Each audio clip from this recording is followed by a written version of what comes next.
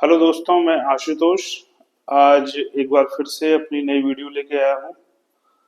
Video में जो हमारा टॉपिक चल रहा था वो चल रहा था सूर्य से हमको काल गणना सीखनी है कि हम समय को कैसे निर्धारित करें।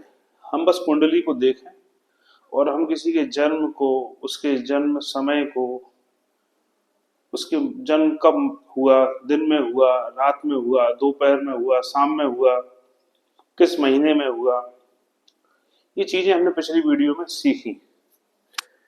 इस वीडियो में हम इस चीज को और थोड़ा सा आगे बढ़ाएंगे और इस चीज में हम एक दूसरे जो ग्रह है चंद्रमा, उसकी भी थोड़ी सी सहायता लेंगे। ठीक है, तो सरल वीडियो है, सरल टॉपिक है, आप देखें। तो पिछली वीडियो में मैंने आपसे कहा था कि सूर्य जो है भाव के आधार पे, मैंने आपसे बोला था भाव के आधार पे, यदि सूर्य इस भाव में है तो आपका जन्म सुबह का है, इस भाव में है तो आपका जन्म दोपहर का है, इसमें है तो शाम के लगभग का, और इसमें है तो रात के। ठीक है, मैंने ये आपसे बोला था। ऐसे ही राशि के आधार पे, जब मैंने बोला था कि सूर्य यदि मान लीजिए मेष राशि में है तो आपका जन्म लगभग अप्रैल और मई के दौरान होगा। यदि आपका जन्म तुला, जन्म समय में तुला जो है, जो सूर्य जो है वो तुला राशि में है तो आपका जो जन्म है वो अक्टूबर नवंबर के बीच में हुआ होगा।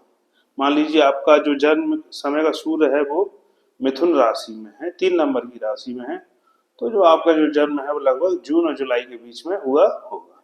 इस तरह से मैंने आपको पिछली दोनों वीडियो में ये बताया था कि कैसे एक नज़र में ही आप ये प्रेडिक्ट कर सकते हो कि आपका जन्म किस महीने में हुआ है और किस समय में हुआ है।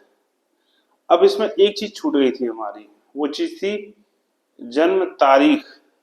अब चूंकि तारीख जो है वो हिंदू जो कैलेंडर है उसमें हम तिथि बोलते हैं। क्या बोलते हैं? तिथि। तो हम तारीख जो है ग्रेगोरियन जो कैलेंडर में है उससे वो चीज हम प्रिडिक्ट नहीं कर पाएंगे इस कुंडली से उस तारीख को, लेकिन हाँ तिथि को हम जरूर क्या कर सकते हैं, प्रिडिक्ट कर सकते हैं कि किस तिथि को आपको, आपका जो जन्म है वो हुआ होगा मोटे तौर पे। द्वितीय, तृतीय, चतुर्थी, पंचमी, षष्ठी, सप्तमी, अष्टमी, कब आपका जन्म हुआ होगा, इसको भी हम हल्का सा क्या कर सकते हैं, कुंडली देख के प्रिडिक्ट कर सकते हैं 10-20 सेकंड के अंदर। ठीक है, तो आज हम उस पर ही हम चर्चा करेंगे। तो उस पर चर्चा करने के लिए हमको एक जो दूसरा जो है अपना ग्रह चंद्रमा, उसकी भी थोड़ी सी सहायता लेनी पड़ेगी। ठीक है, चलिए चलते हैं। मान लीजिए ये किसी की कुंडली है, मेष लगन की कुंडली है।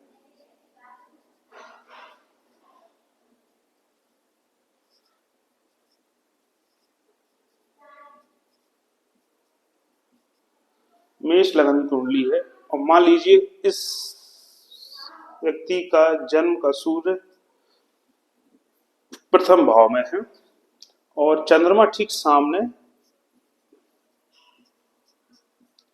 सप्तम भाव में है। पिछली एक वीडियो थी दिवाली और ज्योतिष, उसमें मैंने हल्का सा इस बारे में आपको बताया था। अब इसमें और डिटेल से मैं बताऊंगा। यदि आपकी जन्म कुंडली में सूर्य और चंद्रमा ठीक आमने सामने है, कुंडली में कुछ इस तरह, मान लीजिए सूर्य पहले भाव में है और चंद्रमा सप्तम भाव में, मान लीजिए सूर्य यहाँ है और चंद्रमा यहाँ है, या वाइस वर्सा, ठीक इनका उल्टा, सूर्य यहाँ है चंद्रमा ऊपर है। मूल बात यह है आमने सामने होना चाहिए कुंडली में। यदि ये दोनों एक दूसरे के आमने सामने हैं तो आपका जो जन्म है वो पूर्णमासी के आसपास आपका जो जन्म है वो है। या आपका जन्म 14 को होगा, या पूर्णमासी को होगा, या प्रथम तिथि को होगा। ठीक है, प्रथमा जिसको बोलते हैं। इन 3 तिथियों में से आपका जो जन्म है वो हो सकता है। डिग्री वाइज यदि हम और थोड़ा सा पास में जाएं तो हम क्लियर कट तिथि भी निकाल सकते हैं। लेकिन अगर क्लियर कट हम तिथि ना निकाल पाए तो कम से कम यदि सूर्य चंद्रमा आमने सामने है तो 10 सेकंड के अंदर आप ये देख के बता सकते हो कि किसी बंदे का जन्म जो है वो पूर्णमासी के दौरान हुआ है। कोई शक शुबा की जरूरत नहीं है, किसी पंडित से पूछने की आवश्यकता नहीं है, किसी ज्योतिषी से पूछने की आवश्यकता नहीं है। ऐसे ही मान लीजिए कुंडली में और बनाता हूं।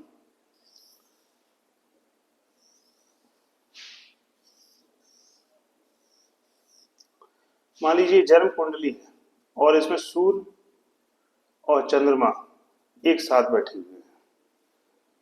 अगर सूर्य चंद्रमा किसी कुंडली में एक साथ बैठे हुए हैं तो उसका उस जातक का जन्म अमावस्या के दिन का होता है, अमावस्या की तिथि में होता है। ये आप 2 सेकंड में ही देख के कुंडली को बता सकते हो। आप किसी से ही पूछने की आवश्यकता नहीं। पूर्णिमा का जन्म होगा तो सूर्य चंद्रमा आमने सामने होंगे, और यदि अमावस्या का जन्म होगा तो सूर्य और चंद्रमा एक साथ होंगे। ये